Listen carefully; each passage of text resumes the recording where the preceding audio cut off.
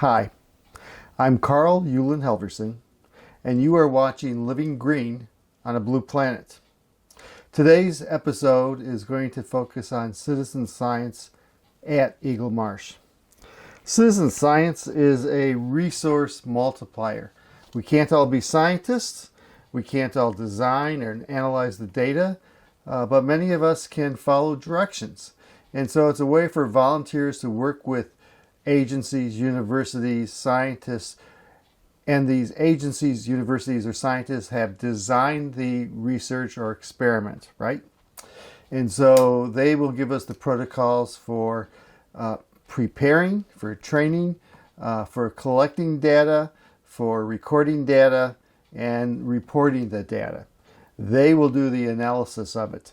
And in this case, it even includes safety. It includes preparation so that we're not harming the animal or the environment, but also afterwards cleanup so that we are protecting the environment from any disease that we might have brought from the pond to the land. Okay. You're going to see still shots, and those still shots are turtle research done at Eagle Marsh in the summer of 2022.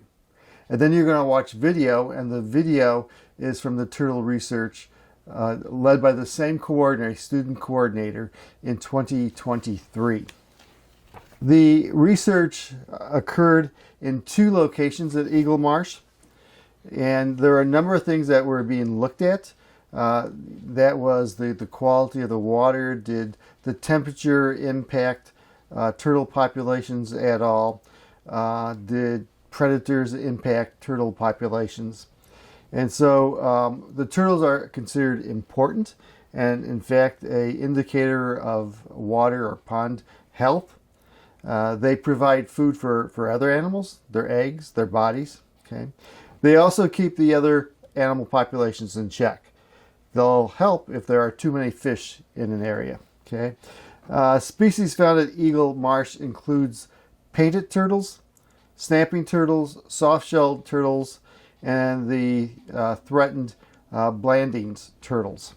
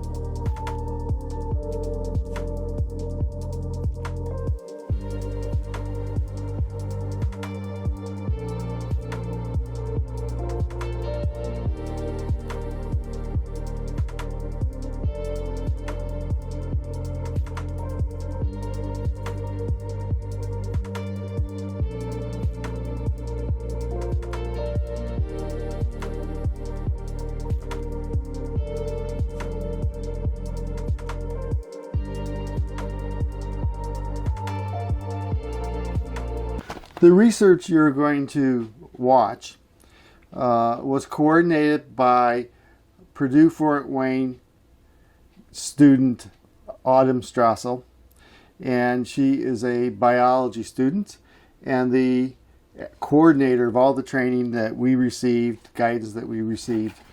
But the professor who designed and is in charge of the research and will do the analysis of it is the chair of the Department of Biology at Purdue Fort Wayne, Dr. Mark Jordan. So some of the standardized training is the prep ahead of time, dressing appropriately, knowing what to carry, what to bring with you, how to get to the ponds. When you're there, you'll see that they identify where the turtle is at geographically very precisely. The turtles are found in cages or traps I say traps, but they're not any trap that would endanger. They're really kind of wire cages that are posted in specific places and have a tin of sardines in there. And so the turtle will crawl in at night to get to the sardines, and then we will take those turtles and bring them back to land. Once they're back to land, first of all, the water temperature is taken in case the water has some impact on reproduction, which we know it does. Okay. Then the turtles are taken back. They are identified. What type of turtle are they? If you can identify which sex they are, that's identified. They are weighed. Pictures taken of them, and they're identified in the event that they have been caught before. So what you're going to see is it looks like a drill that's going to the back of the turtle, and they're making notches. And those notches are codes for identifying the turtle. They don't hurt the turtle at all. Think of it in terms of cutting your fingernails, the same type of thing. These are not nerve areas. And it allows us to know whether the turtle has been caught the year before or even in the last week, because this research project takes 2 weeks. Once all of that is done, then the turtle's released. They're released on land. You would think that they would just run quickly to the water and disappear, but almost all of them just kind of hang around and slowly leave, some of them leaving after we leave the site. They're also checked for parasites. It's not the job of the researchers to remove the parasites because we're not supposed to interfere with nature. And the parasites are simply doing what the turtles are doing, trying to live and survive. But to identify them as an indicator of the quality of the water or the challenges that face the turtles. Okay, I would say that the most challenging would be the snapping turtle because you have to work diligently to make sure that none of the citizen science volunteers are at all injured. And as long as you're avoiding the head, you have a pretty good chance of not being hurt. Okay, let's move on.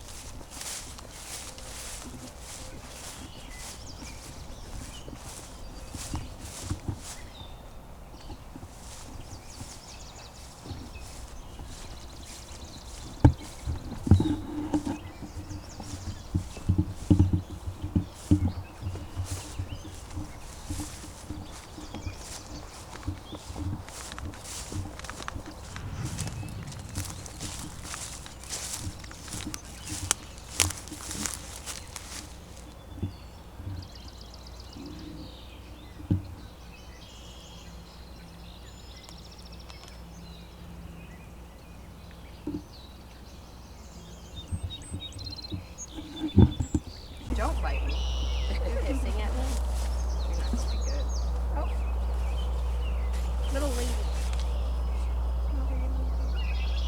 This is just for me as a friend. This is, I'm not gonna post this. You're perfectly fine. Well, no, we have to measure. Yes. Ma'am. Okay, how do I read this? Just someone keep her head measured. Or anything of the sort. Gotcha. You pull your head out. You're actually very compliant. Hi, buddy.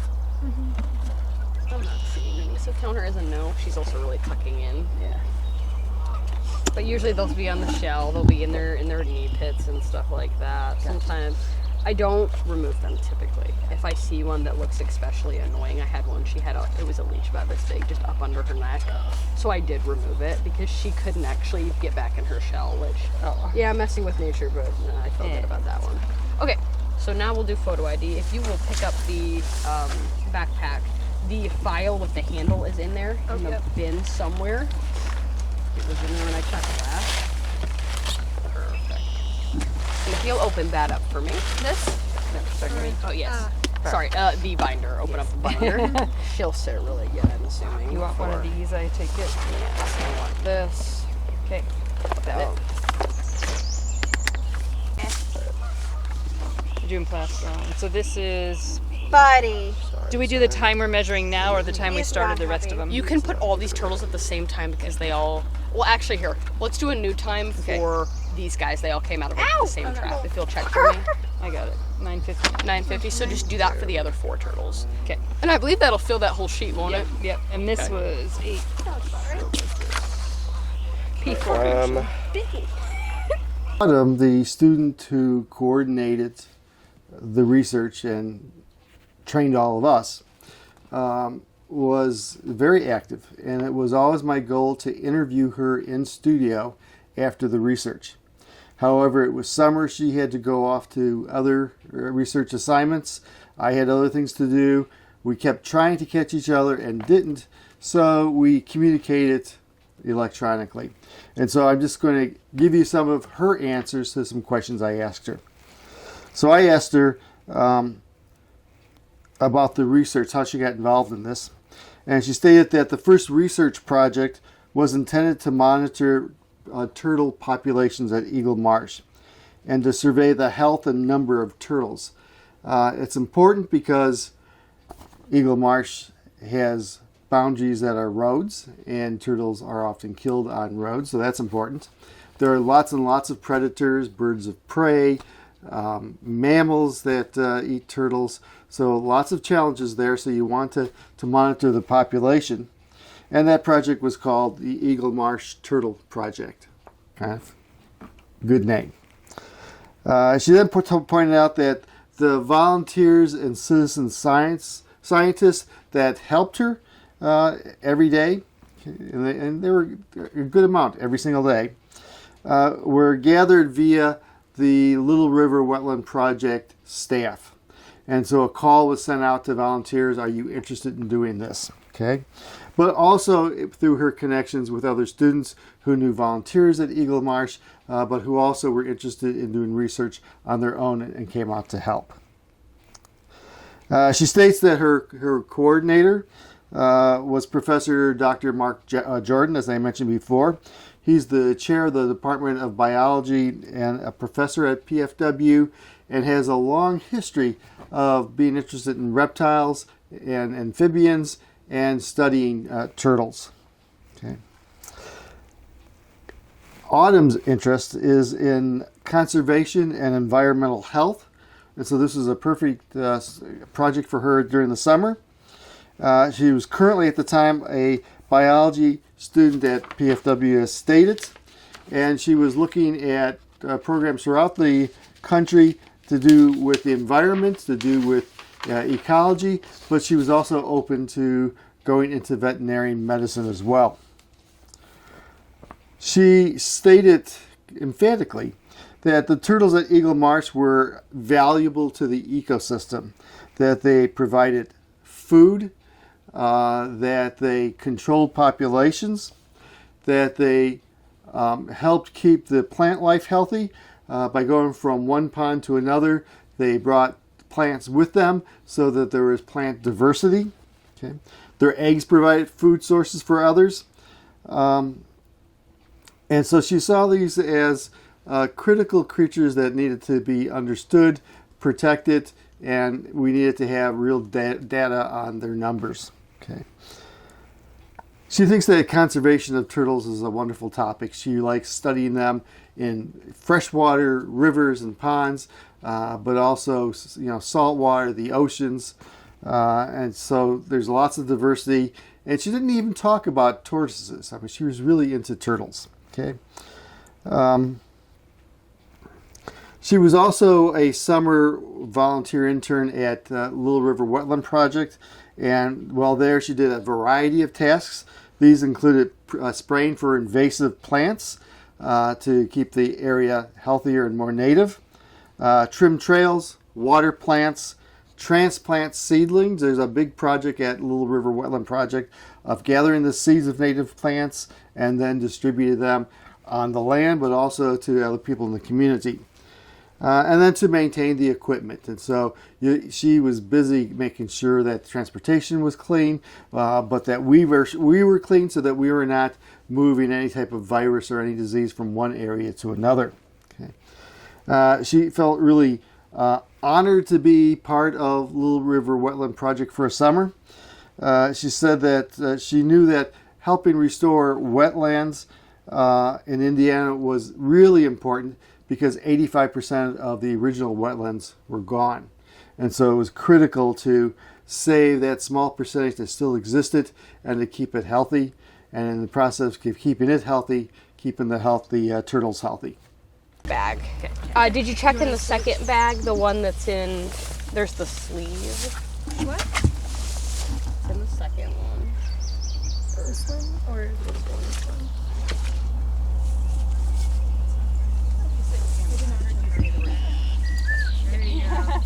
Sorry. You did nothing wrong. I just had a slight mini baby panic attack right there. Autumn, it looks like one more was notched in there and the other one was not. Okay. And then the juvenile. We'll check them as we get through them. The juvenile's not marked. Yeah, I know.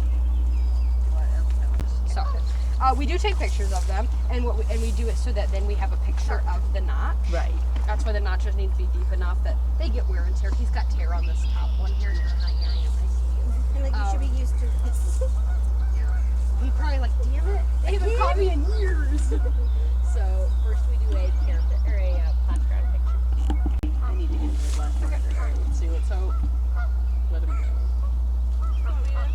Yep. Stay. Nice. Good Good turtle. boy. All right, you can go put him back. Now the juvie. Else is a dash, and she'll give you the water temperature in just a minute. Fish, fish, fish. One fish, two fish, swimming in the water. And I was like, well, I already promised Dr. Jordan. And then Dr. Jordan went to him and said, no, I need to do it. And then Dr. Keith was like, but she's my student now. Yeah. And, you know, it was a whole debacle. And I was like, I'm going to let you two men sort this out. And then I'll just do it. Stabilize, damn it. Yeah. Oh, sorry, Carl. You'll cover that up with pretty sound. It's not radio, so it's okay. They keep asking me to do radio, and I was like, you said 20.5? I said, you get fined for swearing. I can't do radio. Nada? Yeah, hoop, one has nothing.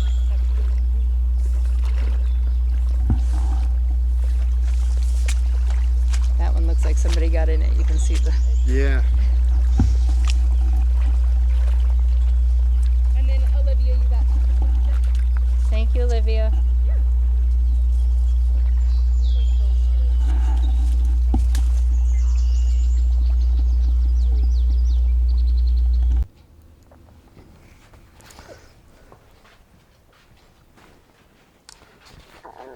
So while we were doing the research and we were going to the cages of the traps, we never knew what we were going to find there. Once in a while it was a fish. Many times it was empty. Sometimes it was empty and the tins were empty, so some smart critters out there.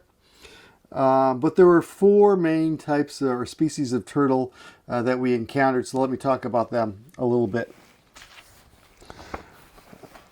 The most common turtle out there was the painted turtle, and they're common throughout North America. And they prefer quiet, slow-moving ponds of water, not rivers. And so these ponds are really good for them.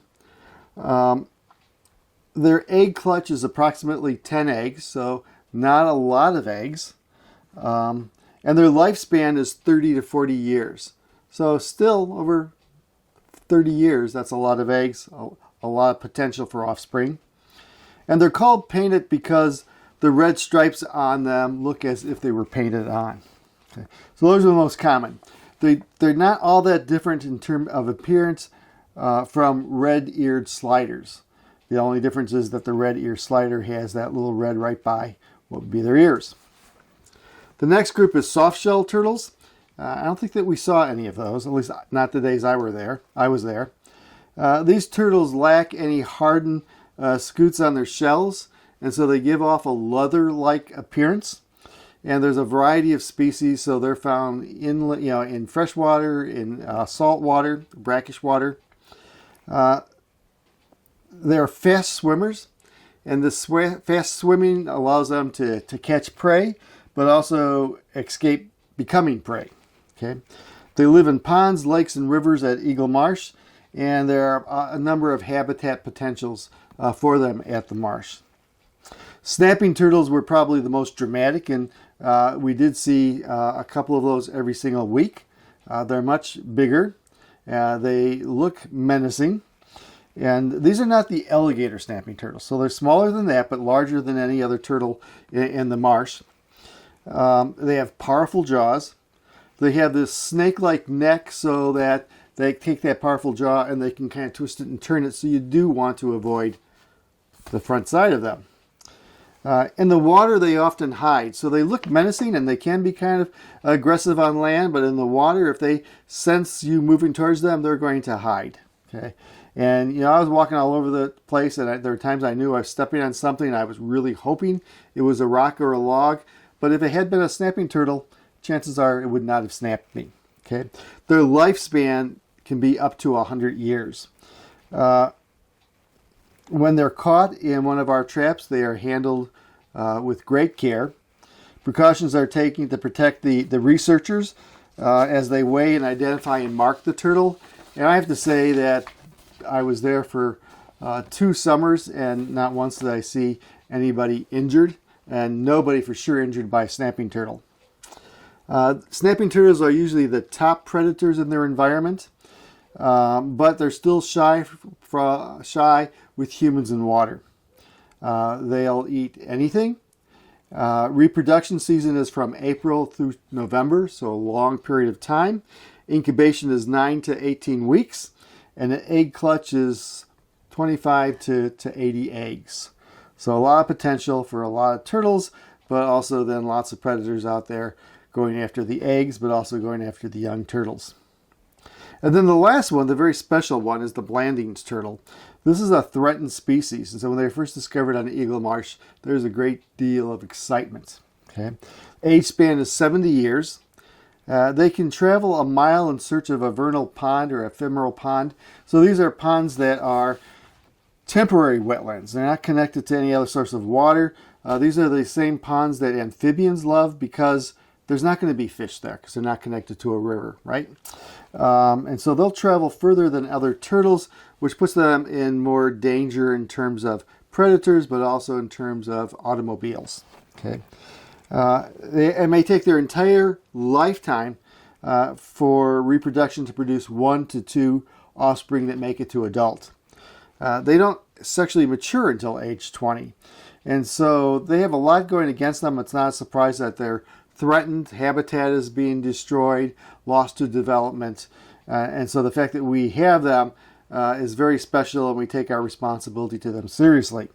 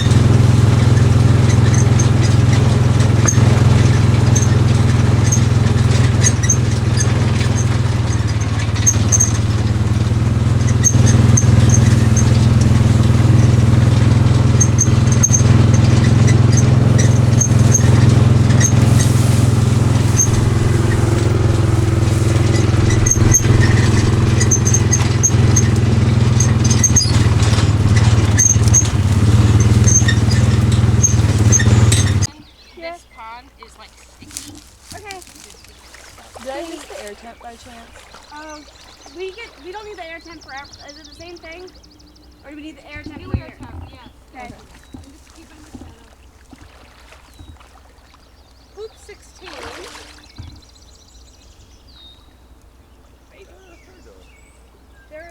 painted turtle. Okay.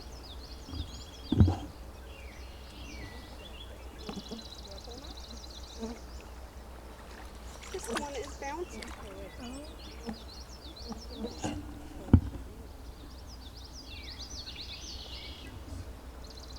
21 point. Oh, never mind. It's still dropping. Oh, okay. It like stayed there for like a good second and then it stopped. Yeah. Caitlin, before you come out.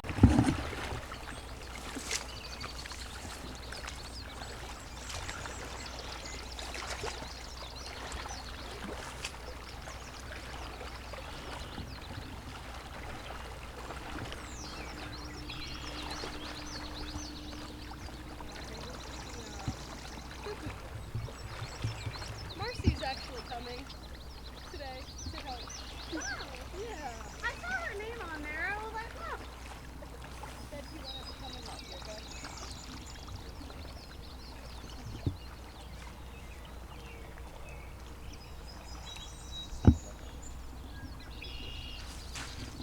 Hook 3 Okay. is empty. Okay. And we'll check this chromar and you can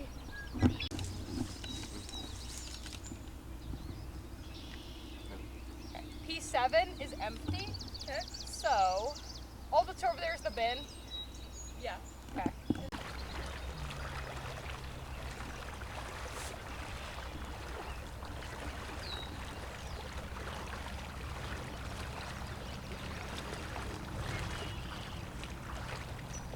Hoop 14. Okay. 14. We're gonna see. Empty.